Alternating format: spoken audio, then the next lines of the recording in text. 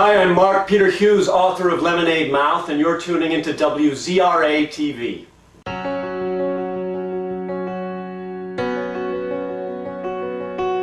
Well, I used to be in a band in the Boston area, and it was really fun. We had a great time. So I know something about being in a band, and I wanted to write about that. And also somebody had given me a copy of a book called The Beatles Anthology. It's where the Beatles tell their story. One at a time. Somebody had gathered together interviews, and so I decided that that's exactly how I was going to write the history of my fictional band called Lemonade Mouth.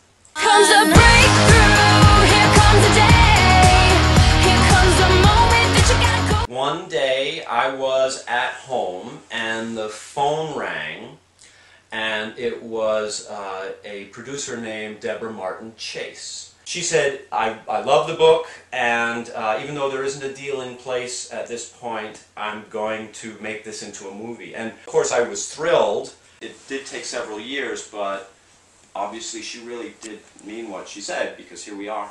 Be heard, be strong, be proud. I wanna make some noise. Stand up, come on, be loud. We're gonna raise our voice. Just to watch my book be transformed into a movie, I mean, it's the sort of thing that, as a writer, you dream of, but you don't imagine will ever actually happen.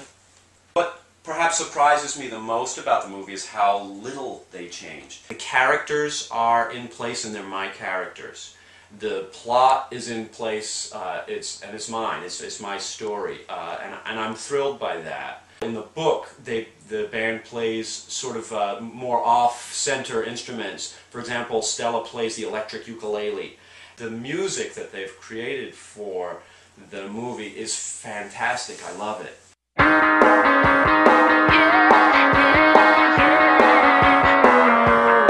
Each of those characters are different aspects of me, truly. I mean, for example, Stella is a rule breaker, and she tries to do the right thing and doesn't always get it right.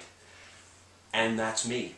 But at the same time, there's Olivia, for example, and she's much more withdrawn, and that's also me, just at different times. Mo is like me in that she is from two different cultures. I was born in England. My family are very English. So there's that sort of cross-cultural thing going on. For Mo, of course, it's more extreme because she's from India instead of England.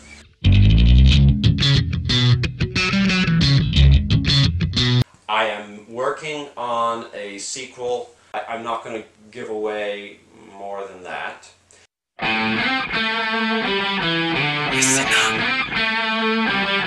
I would love to go to an actual Lemonade Mouth concert. Haley and Bridget and Adam and Blake and Naomi, Chris Brochu and Nick Rue as well. They're really talented people, and they can totally make it happen. I think that that a concert that had Lemonade Mouth and hopefully Mudslide Crush too, it would rock. So yes, I'm for it. I know I gotta do it. I know I gotta do it. That was really fun. I loved doing it. I was in the scene, the Halloween bash scene, and they suited me up as a bee. Basically, every time you see the principal, you look over his shoulder and there I am. What was really amazing about being on set, on those days in particular, I mean, that's a big scene. They had 300 extras, all dressed in costumes, all pretending to, well, they're all acting out this scene that I made up. And imagine, as a writer, how that felt. I mean, it was incredible. The music was pounding. They had cameras moving along on tracks, and they were swooping in, and it was boom, boom, boom, and people were dancing.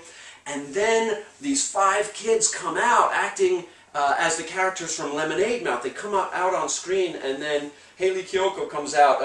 In particular, there's that moment where she comes out and says, you know, we're tired of this, and we're gonna change things. And I remember writing that scene, and the reason that I put those words in Stella's mouth was because I really believe them.